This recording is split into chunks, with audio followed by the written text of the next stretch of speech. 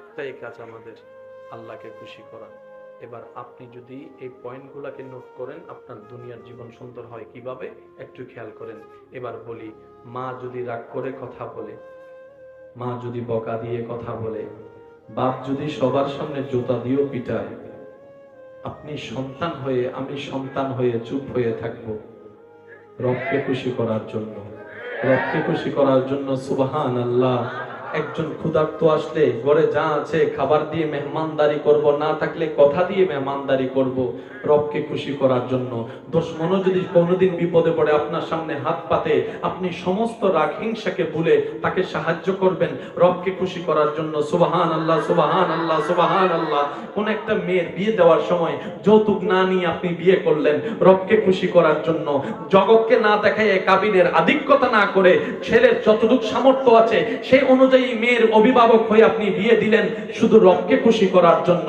রবকে খুশি করার জন্য যে টাকা পায় তাকে টাকা দিয়ে দিলেন রবকে খুশি করার জন্য। যে জায়গা পায় তাকে জায়গা দিয়ে দিলেন রবকে খুশি করার জন্য। বোনের জায়গা বোনকে দিয়ে দিলেন, ছোটর জায়গা ছোটকে দিয়ে দিলেন, বাতিজার জায়গা বাতিজাকে দিয়ে দিলেন, মামার জায়গা মামাকে দিয়ে দিলেন। কেন কেন কেন? বলে যে রবকে খুশি করার জন্য। ঘরের সামনে রাস্তায় অন্ধকার, ঘর থেকে একটা লাইন এনে ছোট্ট একটা বাতি আপনি রাস্তায় লেগে দিলেন, 10 জন সেটার উপকার পাচ্ছে, বিল উঠছে আপনার, টাকা যাচ্ছে আপনার, রবকে খুশি করার জন্য আপনি করে দিলেন। টিউবওয়েলের ব্যবস্থা করে দিলেন রবকে খুশি করার জন্য। বড়কে সম্মান করবেন রবকে খুশি করার জন্য, ছোটকে স্নেহ করবেন রবকে খুশি করার জন্য। সুবহানাল্লাহ, সুবহানাল্লাহ। যে টাকা যার থেকে লোন নিয়েছেন লোনটা দিয়ে দিলেন রবকে খুশি করার জন্য। হাজার রাগের ভিতর মাথা ঠান্ডা রাখার সর্বোচ্চ চেষ্টা করলেন রবকে খুশি করার জন্য। মুখ থাকার পরও গালি না দিয়ে ধৈর্য ধরলেন রবকে খুশি করার জন্য। হাত থাকার পরও পাম্পস না করে আপনি রেখে দিলেন রবকে খুশি করার জন্য। হাজার কষ্টে ধৈর্য ধরলেন রবকে খুশি করার জন্য। পারিবারিক অশান্তিতে আপনি সহ্য করলেন রবকে খুশি করার জন্য। রবকে খুশি করার জন্য, রবকে খুশি করার জন্য। নবীকে জানের চাইতে বেশি প্রেম করলেন, ভালোবাসলেন, মহব্বত করলেন রবকে খুশি করার জন্য। ওলিদের আদর্শকে আপন করে নিয়েছেন আল্লাহর বন্ধুদের রবকে খুশি করার জন্য।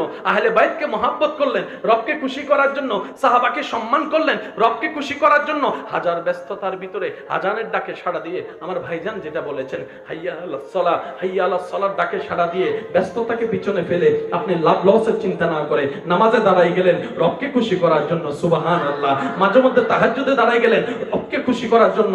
এবার বান্দা যখন তার সারাটা জীবনে রবকে খুশি করে চলার চেষ্টা করে, এবার রব ডাক দিয়ে বলে বান্দারে তোর এই সামান্য জীবনে তুই কোন রকম ধৈর্য ধরে সহ্য করে মনটাকে কন্ট্রোল করে আমি রবকে খুশি করার চেষ্টা করে করে কোন রকম ঈমানটা নিয়ে কবরে আয়, কোন রকম ঈমানটা নিয়ে কবরে আয়। তুই দুনিয়াতে আমাকে খুশি রাখার চেষ্টা কর, তুই বান্দা হাসরে আসলে আমি আল্লাহ দয়া করে তোকে খুশি করে দিব।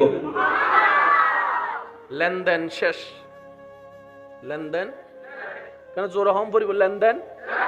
এই লেনদেনে যারা পাস করেছে তারাই সফল। সুবহানাল্লাহ, জোরে বলেন। সফল কে ফেল কে? যারা রব পেয়েছে। এবার আমি একটা কথা বলি, উলামায়ে কেরামের দোয়া নিয়ে। এলাকার অনেক মুরব্বীরা এখানে আছেন, আপনারা হয়তো আমার সাথে একমত হবেন। এখানের ভিতর এই এলাকার সবচাইতে নিকৃষ্ট, সবচাইতে অভদ্র, পাপী কোন অসভ্য মানুষকে যদি রব জানাই দেয় আমাদের কাউকে, এই বেরুয়ার বান্দারা অমুককে আমি আল্লাহ ভালোবাসি, এখন থেকে আমাদের সবার উপর দায়িত্ব ওনাকে দেখলে। শুনি নাই ভাই, আমি যাব না, আপনি যান, আমি বসবো না, আপনি বসেন। নাতি জিজ্ঞেস করে দাদারে, কি রে দাদা ইতে তো উইতে না, চেয়ারম্যানও পর্যন্ত চেয়ার ছেড়ে দিল, ব্যাপার কি?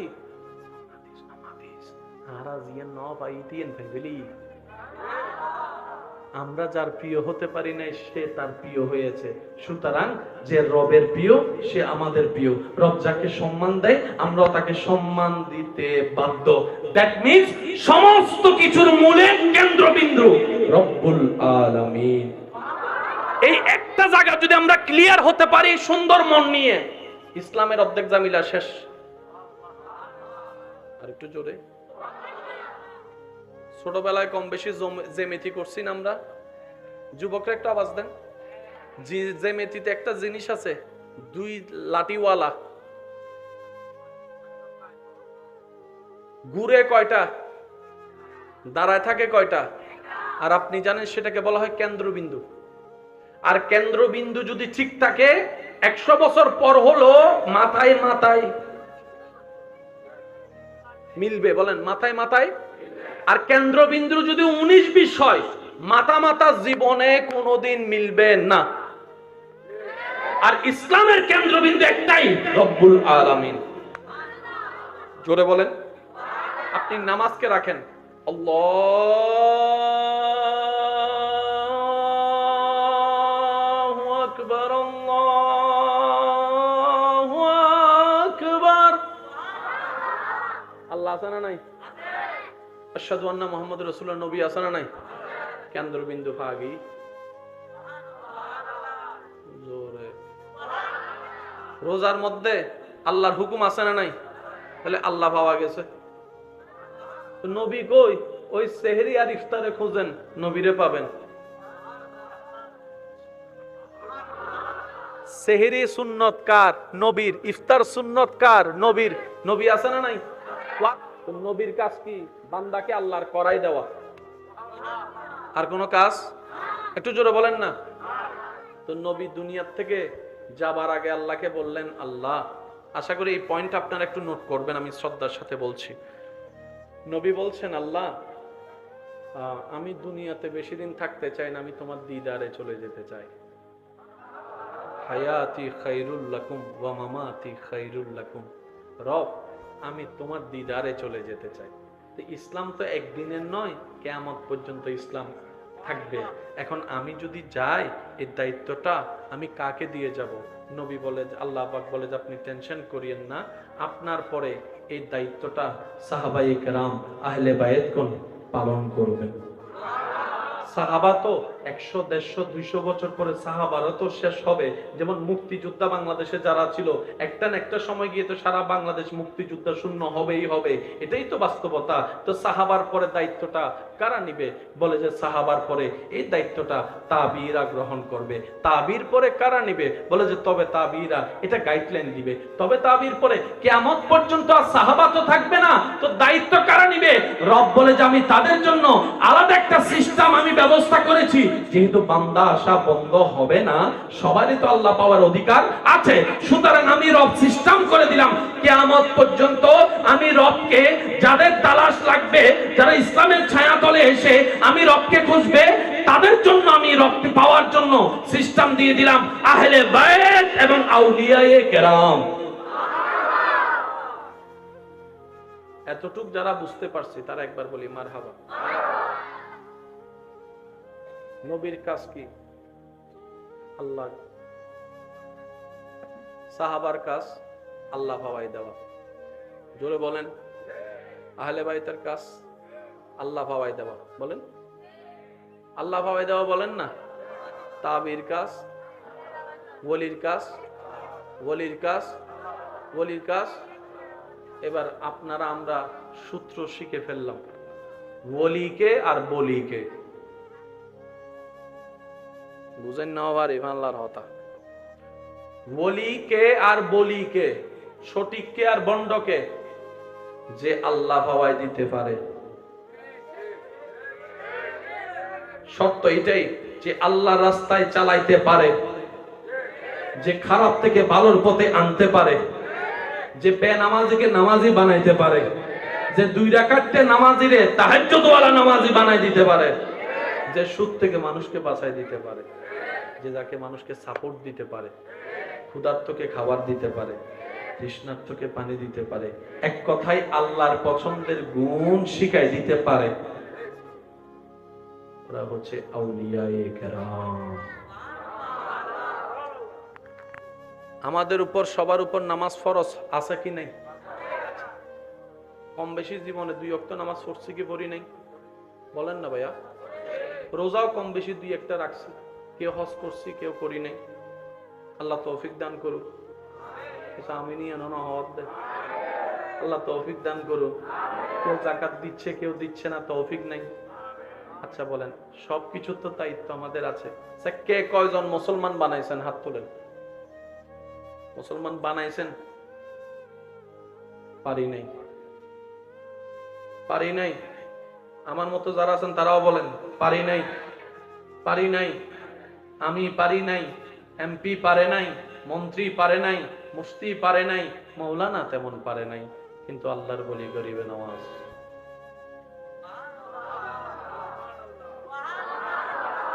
এই পার্থক্য। ওনারা মুসলমান হয়ে মুসলমান বানিয়েছেন, আমরা মুসলমান হয়ে মুসলমান বানাইতে, বরং আমাদের চরিত্র দেখে বিধর্মীরা পর্যন্ত আসি, এরা হদে তুই হন্ডইলে মুসলমান হইছে। এক সপ্তাহের জন্য টাকা নিয়ে 2 বছরও টাকা দেস না বেড়া, তুই কি মুসলমান? তুই কি মুসলমান? সেজন্য বলি তর্কতে যাবেন না, দোষ ধরবেন নিজের, অন্যের করবেন প্রশংসা। দোষ ধরবেন নিজের, অন্যের করবেন প্রশংসা। যদি আপনি বিশ্বাস করেন একদিন মৃত্যুবরণ করতে হবে, যদি আপনার ঈমান থাকে রবের সামনে দাঁড়াতে হবে, মনে রাখবেন ভাইয়েরা, সফলতা তারই হয় রব যার উপর সন্তুষ্টি হয়। রব বলে যে অন্যের দোষ গোপন রাখে, আমি আল্লাহ তার দোষ গোপন রাখি। যে অন্যকে ক্ষমা করতে জানে, আমি রব তাকে ক্ষমা করে দিই। এই গুণ আমাদের ভিতরে, বলেন না এই গুণ আমাদের ভিতরে, কিন্তু আল্লাহর যারা প্রিয় তাদের ভিতরে এই গুণগুলা আছে। সেজন্য আমরা শুধু আব্দুল্লাহ, ওনারা একটু প্রমোশন পেয়ে হয়েছেন আব্দুল্লাহ যোগ ওয়ালি আল্লাহ। এটা ওনাদের সার্টিফিকেট। এটা আপনি আমি জোর করলেও নিতে পারবো না, মামলা দিল, আপিল দিল, সেটা ক্যান্সেল হওয়ার কোনো সুযোগ। আর আমরা সবাই জানি ডিস্ট্রিক্ট কোর্টের রায় ক্যান্সেল করতে পারে হাইকোর্টে, হাইকোর্টের রায় ক্যান্সেল করতে পারে সুপ্রিম কোর্টে, সুপ্রিম কোর্টের রায় কখনো ডিস্ট্রিক্ট কোর্ট ক্যান্সেল করতে পারে না। এটাই আইনের ল। আর আল্লাহর চাইতে সুপ্রিম কোর্ট আর কেউ হতে পারে না। সেই সুপ্রিম কোর্ট থেকে রায় এসেছে, হে নবী আমি আল্লাহ আপনাকে রাহমাতুল লিল আলামিন করে দিয়েছি। সুবহানাল্লাহ। ওই সুপ্রিম কোর্ট থেকে রায় এসেছে, আমি আল্লাহ ইন্না আতাইনা কাল কাউসার আপনি নবীকে দান করেছি। সুবহানাল্লাহ। ওই সুপ্রিম কোর্টের রায় হয়েছে ওয়ালা সাউফা ইউতিকা রাব্বুকা ফাতারদা। নবীর ব্যাপারে আল্লাহর রায় হয়েছে, আল্লাহর রায় হয়েছে, আল্লাহ রায় হয়েছে নবীর ব্যাপারে ইয়াসিন ওয়াল কুরআনিল হাকিম। নবীর ব্যাপারে আল্লাহ রায় দিয়েছেন আর রহমান আল্লামাল কোরআন। যেখানে সুপ্রিম কোর্টের রায় আসে, ডিস্ট্রিক্ট কোর্ট, ডিস্ট্রিক্ট কোর্ট বুঝে নেন, ডিস্ট্রিক্ট কোর্ট আঙ্গুল তোলার ক্ষমতা নাই। ওইটা সুপ্রিম কোর্টের রায়ে নবী নবী হয়েছেন, ওলি ওলি হয়েছেন, শানওয়ালা শানওয়ালা হয়েছেন। আর ডিস্ট্রিক্ট কোর্টের কাজ হচ্ছে সুপ্রিম কোর্টের কাগজ দেখলে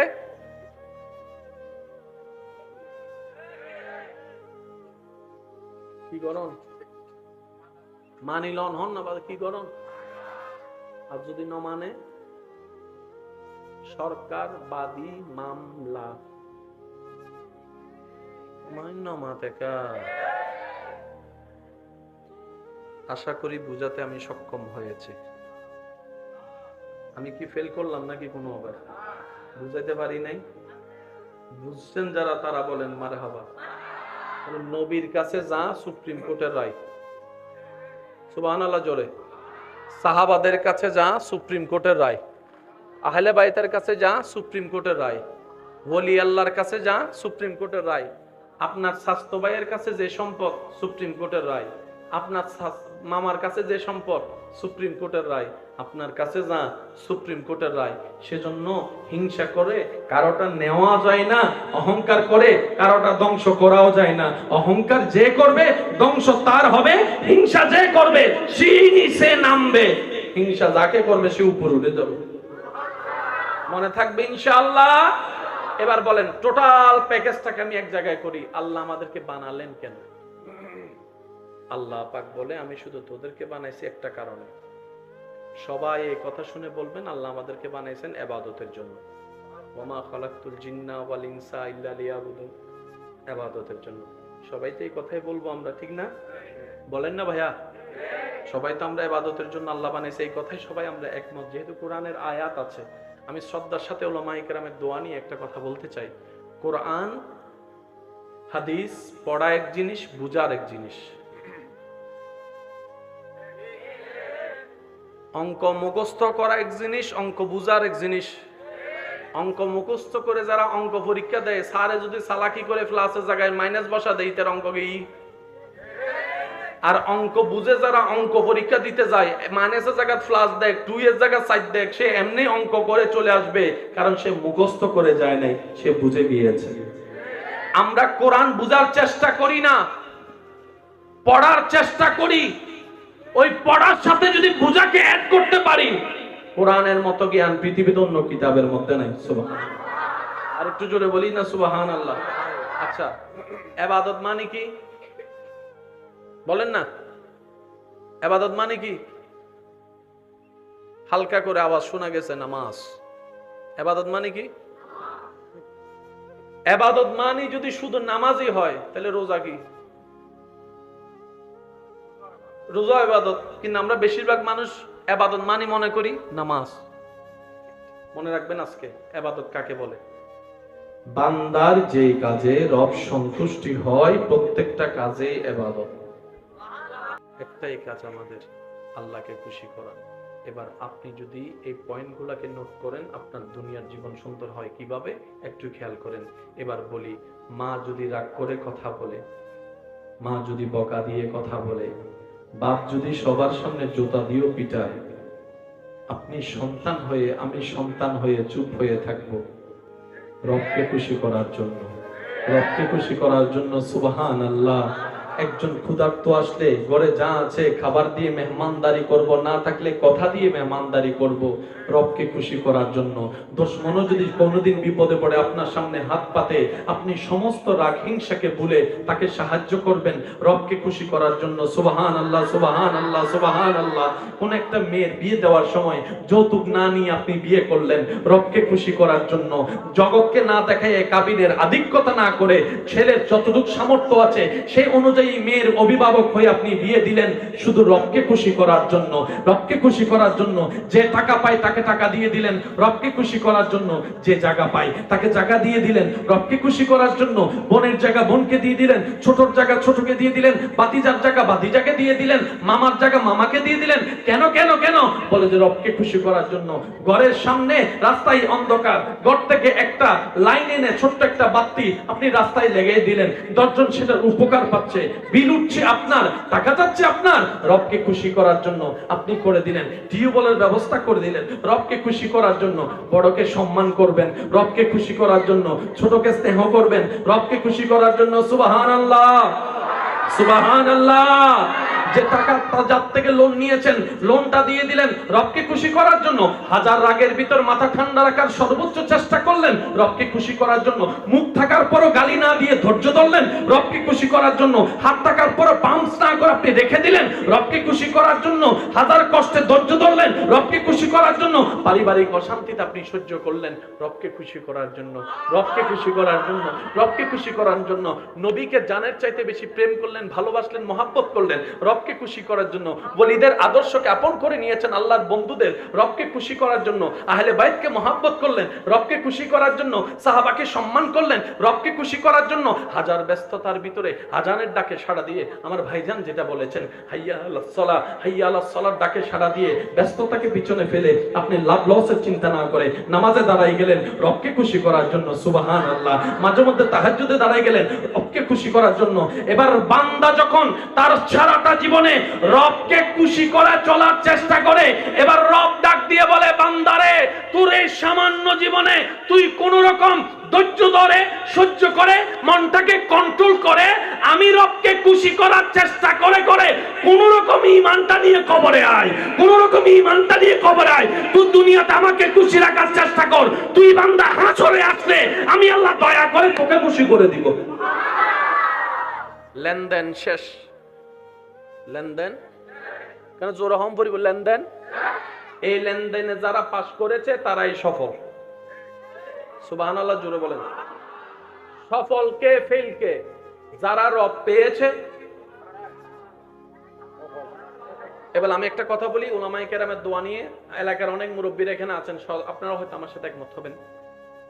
এখানের ভিতর এই এলাকার সবচাইতে নিকৃষ্ট, সবচাইতে অভদ্র, পাপী কোন অসভ্য মানুষকে যদি রব জানাই দেয় আমাদের কাউকে, এই বেরুয়ার বান্দারা, অমুককে আমি আল্লাহ ভালোবাসি, এখন থেকে আমাদের সবার উপর দায়িত্ব ওনাকে দেখলে। শুনি নাই ভাই, আমি যাব না, আপনি যান, আমি বসবো না, আপনি বসেন। নাতি জিজ্ঞেস করে দাদারে, কি রে দাদা, ইতে তো উইতে না, চেয়ারম্যানও পর্যন্ত চেয়ার ছেড়ে দিল, ব্যাপার কি?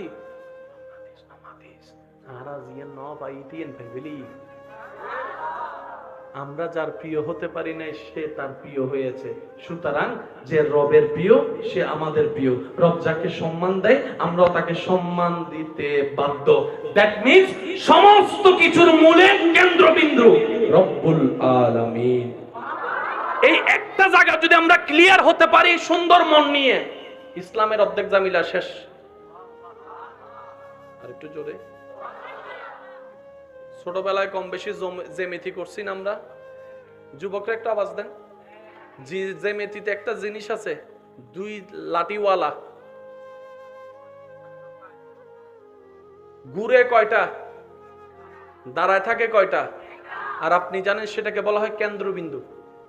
আর কেন্দ্রবিন্দু যদি ঠিক থাকে 100 বছর পর হলো মাথায় মাথায় মিলবে, বলেন মাথায় মাথায়। আর কেন্দ্রবিন্দু যদি 19-20 হয়, মাথা মাথা জীবনে কোনোদিন মিলবে না। আর ইসলামের কেন্দ্রবিন্দু একটাই, রব্বুল আলামিন। জোরে বলেন। আপনি নামাজকে রাখেন, আল্লাহু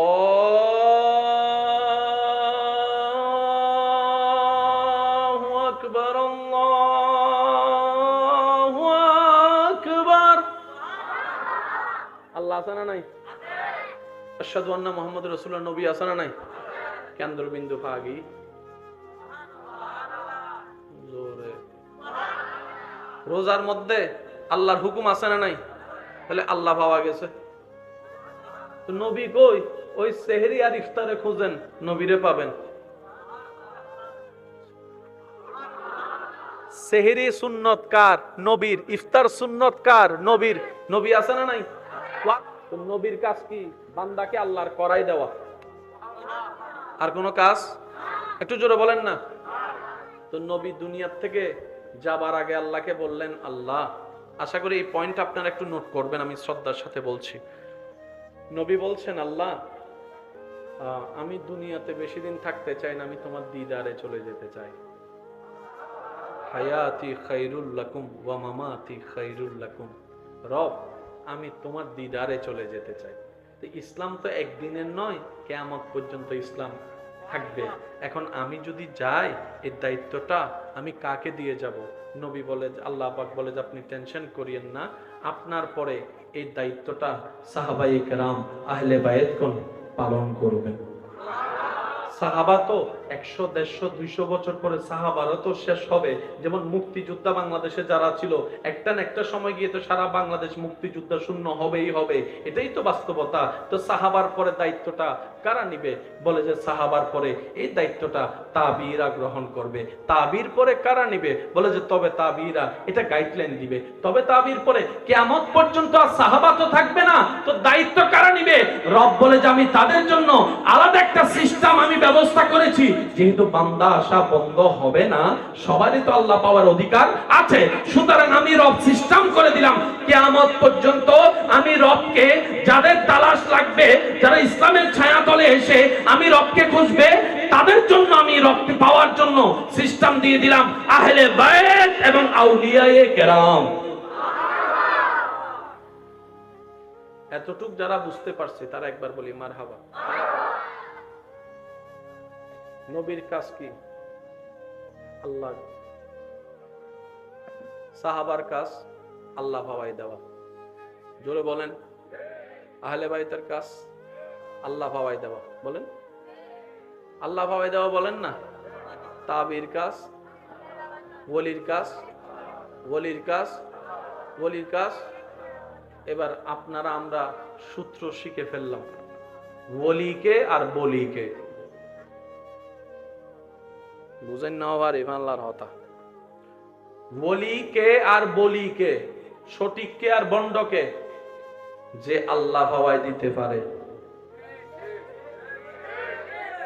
শর্ত এটাই যে আল্লাহ রাস্তায় চালাইতে পারে, যে খারাপ থেকে ভালোর পথে আনতে পারে, যে বেনামাজিকে নামাজি বানাইতে পারে, যে 2 রাকাতে নামাজিরে তাহাজ্জুদওয়ালা নামাজি বানাই দিতে পারে, যে সুদ থেকে মানুষকে বাঁচাই দিতে পারে, যে যাকে মানুষকে সাপোর্ট দিতে পারে, ক্ষুধার্তকে খাবার দিতে পারে, তৃষ্ণার্তকে পানি দিতে পারে, এক কথায় আল্লাহর পছন্দের গুণ শিখাই দিতে পারে, ওরা হচ্ছে আউলিয়ায়ে কেরাম। আমাদের উপর সবার উপর নামাজ ফরজ আছে কি নাই? কম বেশি জীবনে 2 ওয়াক্ত নামাজ পড়ছি কি পড়ি নাই? বলেন না ভাইয়া। রোজাও কম বেশি 2-1টা রাখছি, কেউ হজ করছি কেউ করি নাই। আল্লাহ তৌফিক দান করুক। আমিনি আননা হওয়ার দে, আল্লাহ তৌফিক দান করুক। কেউ যাকাত দিচ্ছে কেউ দিচ্ছে না, তৌফিক নাই। আচ্ছা বলেন, সবকিছুর তো দায়িত্ব আমাদের আছে। কে কয়জন মুসলমান বানাইছেন? হাত তোলেন। মুসলমান বানাইছেন? পারি নাই, পারি নাই। আমার মতো যারা আছেন তারাও বলেন পারি নাই, পারি নাই। আমি পারি নাই, এমপি পারে নাই, মন্ত্রী পারে নাই, মুফতি পারে নাই, মৌলানা তেমন পারে নাই, কিন্তু আল্লাহর বলি গরিবে নওয়াজ।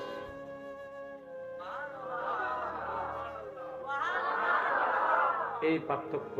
ওনারা মুসলমান হয়ে মুসলমান বানিয়েছেন, আমরা মুসলমান হয়ে মুসলমান বানাইতে, বরং আমাদের চরিত্র দেখে বিধর্মীরা পর্যন্ত আসি, এরা হদে তুই হন্ডইলে মুসলমান হইছে। 1 সপ্তাহের জন্য টাকা নিয়ে 2 বছরও টাকা দেস না বেড়া, তুই কি মুসলমান? তুই কি মুসলমান? সেজন্য বলি তর্কতে যাবেন না, দোষ ধরবেন নিজের, অন্যের করবেন প্রশংসা। দোষ ধরবেন নিজের, অন্যের করবেন প্রশংসা। যদি আপনি বিশ্বাস করেন একদিন মৃত্যুবরণ করতে হবে, যদি আপনার ঈমান থাকে রবের সামনে দাঁড়াতে হবে, মনে রাখবেন ভাইয়েরা, সফলতা তারই হয় রব যার উপর সন্তুষ্টি হয়। রব বলে যে অন্যের দোষ গোপন রাখে, আমি আল্লাহ তার দোষ গোপন রাখি। যে অন্যকে ক্ষমা করতে জানে, আমি রব তাকে ক্ষমা করে দিই। এই গুণ আমাদের ভিতরে, বলেন না এই গুণ আমাদের ভিতরে, কিন্তু আল্লাহর যারা প্রিয় তাদের ভিতরে এই গুণগুলা আছে। সেজন্য আমরা শুধু আব্দুল্লাহ, ওনারা একটু প্রমোশন পেয়ে হয়েছেন আব্দুল্লাহ যোগ ওয়ালি আল্লাহ। এটা ওনাদের সার্টিফিকেট। এটা আপনি আমি জোর করলেও নিতে পারবো না, মামলা দিল আপিল দিল সেটা ক্যান্সেল হওয়ার কোনো সুযোগ। আর আমরা সবাই জানি ডিস্ট্রিক্ট কোর্টের রায় ক্যান্সেল করতে পারে হাইকোর্টে, হাইকোর্টের রায় ক্যান্সেল করতে পারে সুপ্রিম কোর্টে, সুপ্রিম কোর্টের রায় কখনো ডিস্ট্রিক্ট কোর্ট ক্যান্সেল করতে পারে না। এটাই আইনের ল। আর আল্লাহর চাইতে সুপ্রিম কোর্ট আর কেউ হতে পারে না। সেই সুপ্রিম কোর্ট থেকে রায় এসেছে, হে নবী আমি আল্লাহ আপনাকে রাহমাতুল লিল আলামিন করে দিয়েছি, সুবহানাল্লাহ। ওই সুপ্রিম কোর্ট থেকে রায় এসেছে, আমি আল্লাহ ইন্না আতাইনাকাল কাউসার আপনি নবীকে দান করেছি, সুবহানাল্লাহ। ওই সুপ্রিম কোর্টের রায় হয়েছে ওয়ালা সাউফা ইউতিকা রাব্বুকা ফাতারদা। নবীর ব্যাপারে আল্লাহর রায় হয়েছে, আল্লাহর রায় হয়েছে, আল্লাহ রায় হয়েছে নবীর ব্যাপারে ইয়াসিন ওয়াল কুরআনিল হাকিম। নবীর ব্যাপারে আল্লাহ রায় দিয়েছেন আর রহমান আল্লামাল কোরআন। যেখানে সুপ্রিম কোর্টের রায় আসে, ডিস্ট্রিক্ট কোর্ট, ডিস্ট্রিক্ট কোর্ট বুঝে নেন, ডিস্ট্রিক্ট কোর্ট আঙ্গুল তোলার ক্ষমতা নাই। ওইটা সুপ্রিম কোর্টের রায়ে নবী নবী হয়েছেন, ওলি ওলি হয়েছেন, শানওয়ালা শানওয়ালা হয়েছে। আর ডিস্ট্রিক্ট কোর্টের কাজ হচ্ছে সুপ্রিম কোর্টের কাগজ দেখলে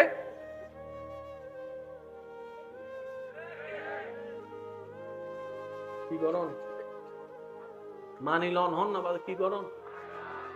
আর যদি ন মানে সরকার বাদী মামলা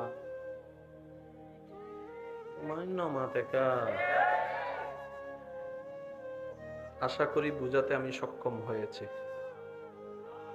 আমি কি ফেল করলাম নাকি কোনো আবার বুঝাইতে পারি নাই? বুঝছেন যারা তারা বলেন মারহাবা। নবীর কাছে যা সুপ্রিম কোর্টের রায়, সুবহানাল্লাহ জোরে।